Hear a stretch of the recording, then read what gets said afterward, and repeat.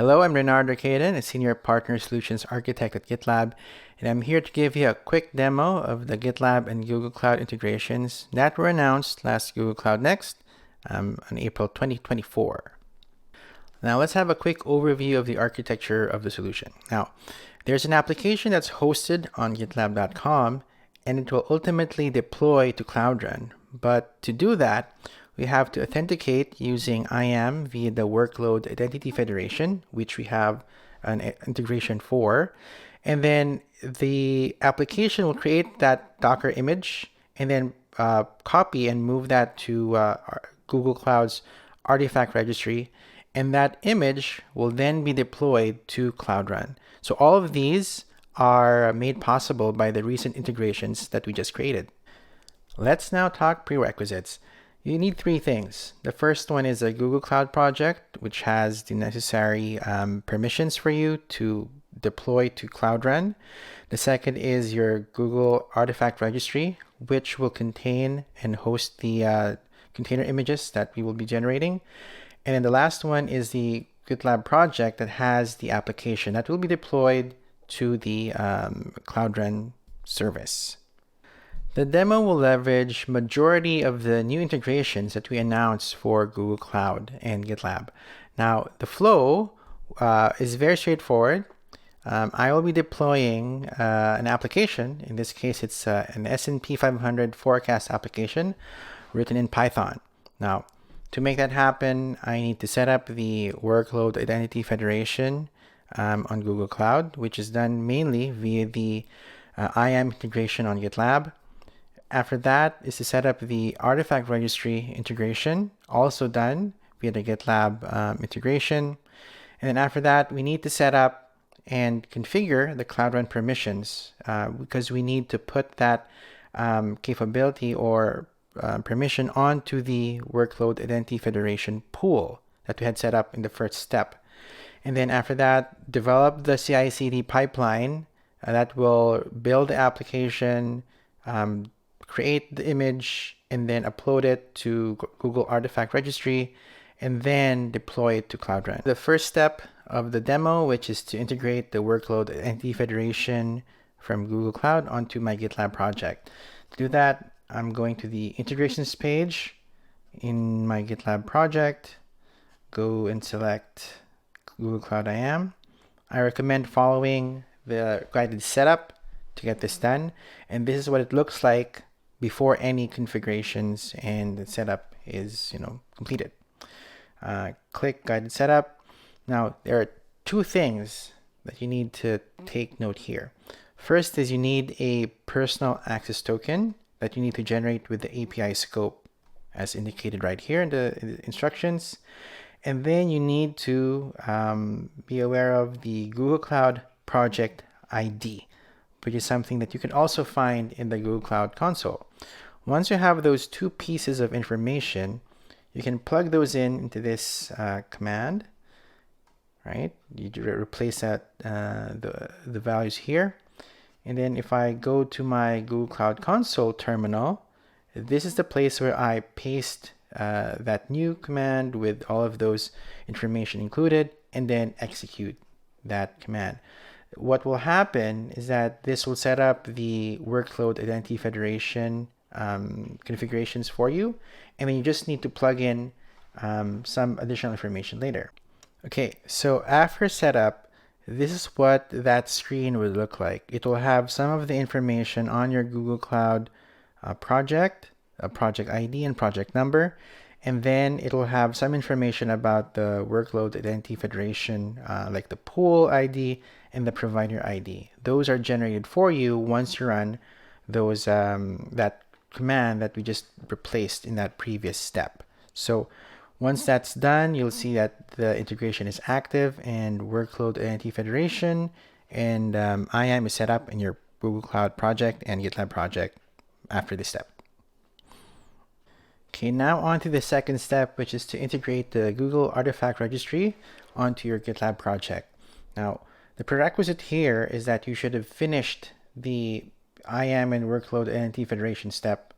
Otherwise, this step won't be available to you.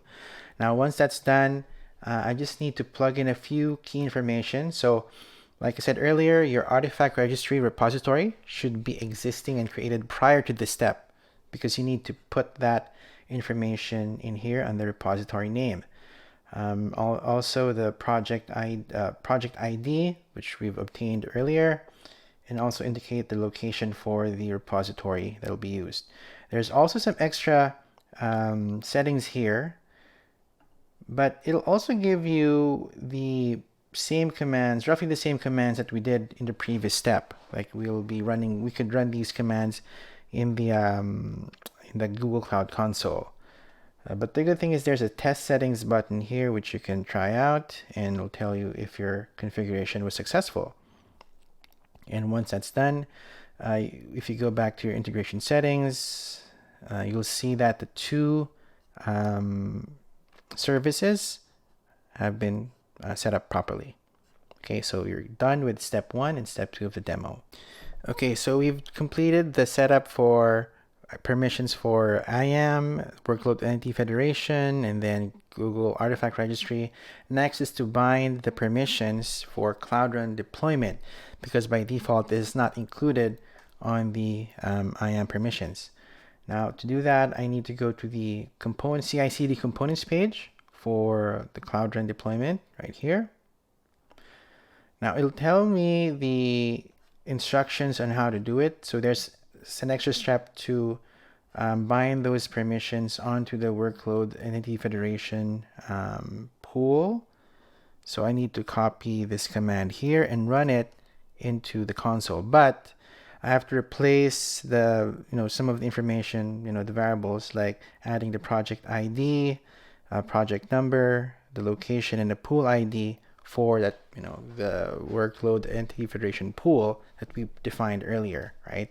So once I replace that, I copy that command, go to Cloud Console, and copy paste the command right here. Make sure that they have the correct values, right? So once that's done and enabled, that will bind the permissions onto your pool, and the deployment to Cloud Run will be made possible. Let's now take a look at the CI/CD pipeline that will orchestrate the whole thing, from creating the container image and uploading that to Artifact Registry, and then deploying that image onto Cloud Run. Okay, because we've already completed all of the setup and preliminary permissions configuration for those services. Now, there are 3 stages in this pipeline. First is the build stage, next is the uploading stage, and then the final is the deployment stage. We will create that pipeline first by setting up a couple of variables, the GitLab image that will be generated from this pipeline, and then that will be copied and moved to this destination, which is this variable. We've set up a few, I'd say, key variables that are made available to us because of our Artifact Registry integration, like these variables, the Artifact Registry repository location, the project ID, and then the repository name right here. The other variables are other CI variables that are available on GitLab, such as this repository image, this one, the commit short SHA. So those are really identifiers for that specific pipeline build. Okay, so once we've set those up, we now have a very brief build stage here. We'll be basically using Docker to create the image. Now, I have to mention that the Artifact Registry that we should be using here should be Docker and a standard with standard configuration, right? So that will sync up the Docker image here and then with the Artifact Registry. Now that once this is set up, it will just push build that image and then push that image. And once that's done, we now have the key portions here, which include the 2 CI/CD components that are included in the GitLab Google Cloud integration.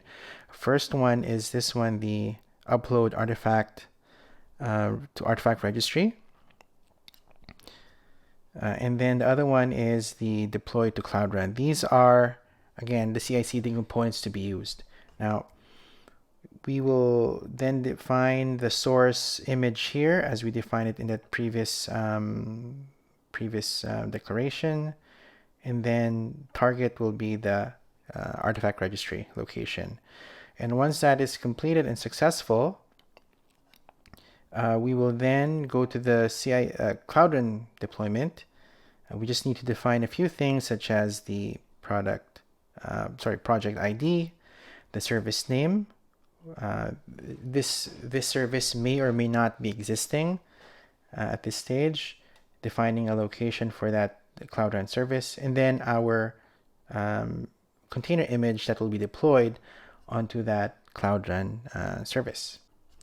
So this is what a successful pipeline looks like. It'll have the build stage, the upload stage, and then the deploy stage.